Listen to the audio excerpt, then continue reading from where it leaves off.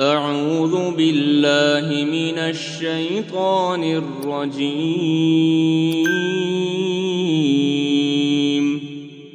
بسم الله الرحمن الرحيم.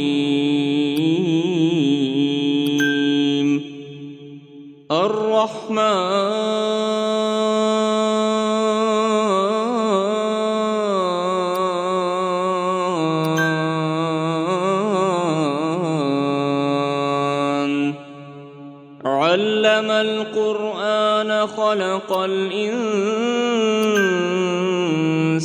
علمه البيان. الشمس والقمر بحسبان والنجم والشجر يسجدان والسماء رفعها ووضع الميزان ألا تطغوا في الميزان وأقيموا الوزن بالقسط ولا تخسروا الميزان. والأرض وضعها للأنام فيها فاكهة والنخل ذات الأكمام والحب ذو العصف والريحان. فبأي آلاء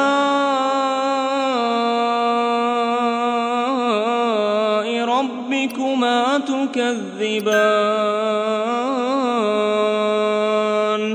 خلق الإنسان من صلصال كالفخار وخلق الجان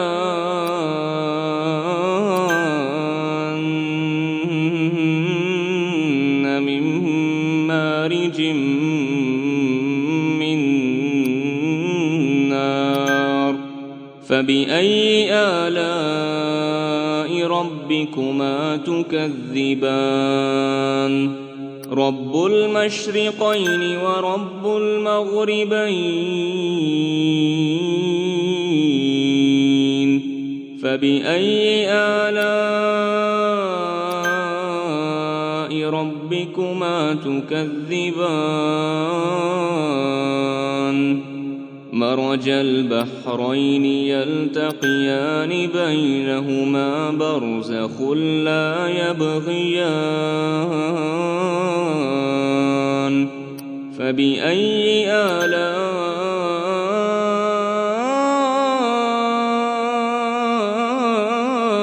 ربكما تكذبان؟ يخرج منهما اللؤلؤ والمرجان. فبأي آلاء ربكما تكذبان؟ وله الجوار المنشآت في البحر كالأعلام.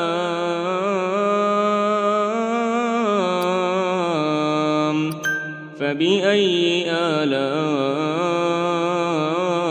ربكما تكذبان؟ كل من عليها فان ويبقى وجه ربك ذو الجلال والإكرام.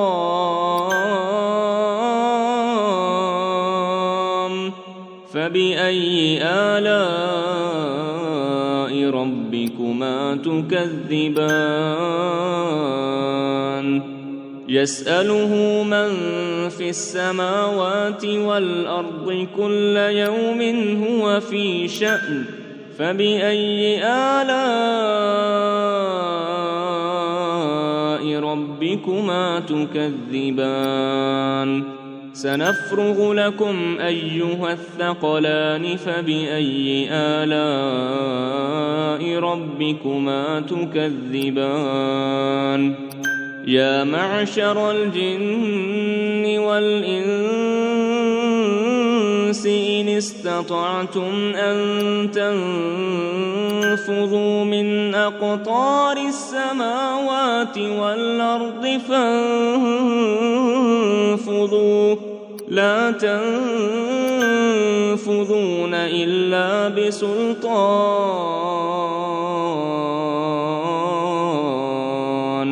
فبأي آلاء ربكما تكذبان يرسل عليكما شواظ من نار ونحاس فلا تنتصران فبأي آلاء ربكما تكذبان فإذا انشقت السماء فكانت وردة كالدهان فبأي آلاء ربكما تكذبان فيومئذ لا يسأل عن ذنبه إنس ولا جان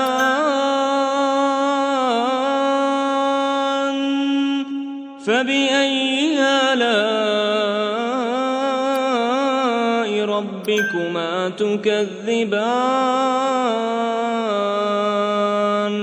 يعرف المجرمون بسيماهم فيؤخذ بالنواصي والأقدام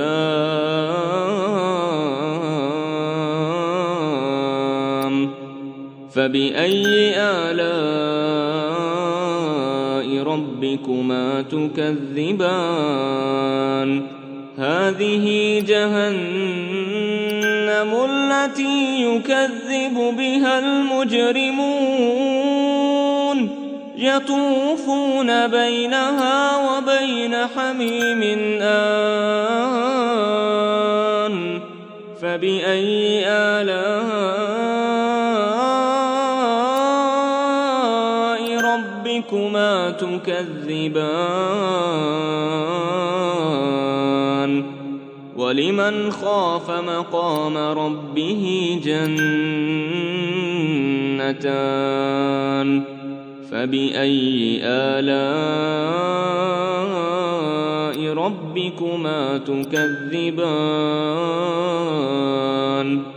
ذواتا أفنان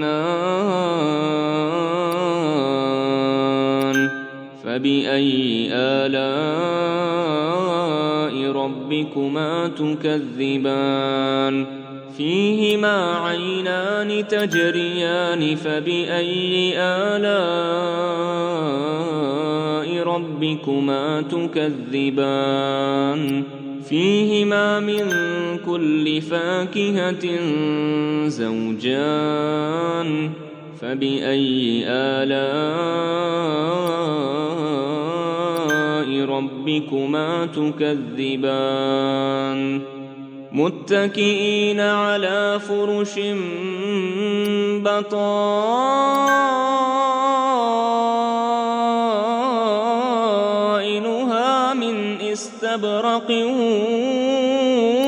وجنى الجنتين دان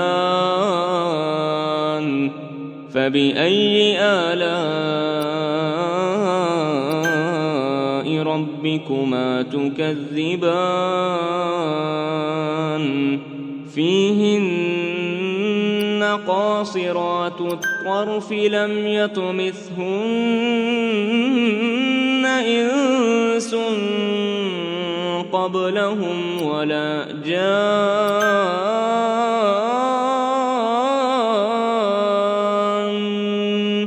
فبأي آلاء ربكما تكذبان كأنهن الياقوت والمرجان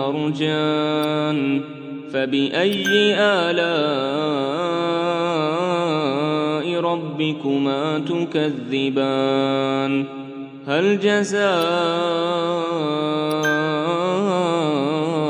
الإحسان إلا الإحسان فبأي آلاء ربكما تكذبان ومن دونهما جنتان فبأي آلاء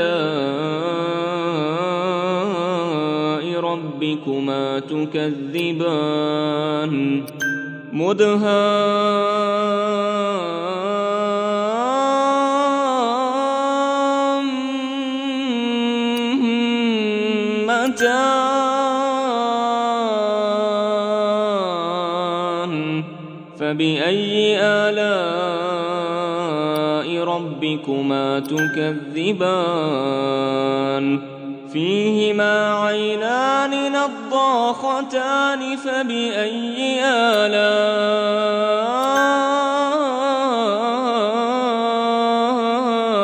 ربكما تكذبان فيهما فاكهة ونخل ورمان فبأي آلاء ربكما تكذبان فيهن خيرات حسان فبأي آلاء ربكما تكذبان حور مقصورات في الخيام فبأي آلاء ربكما تكذبان لم يطمثهن إنس قبلهم ولا جان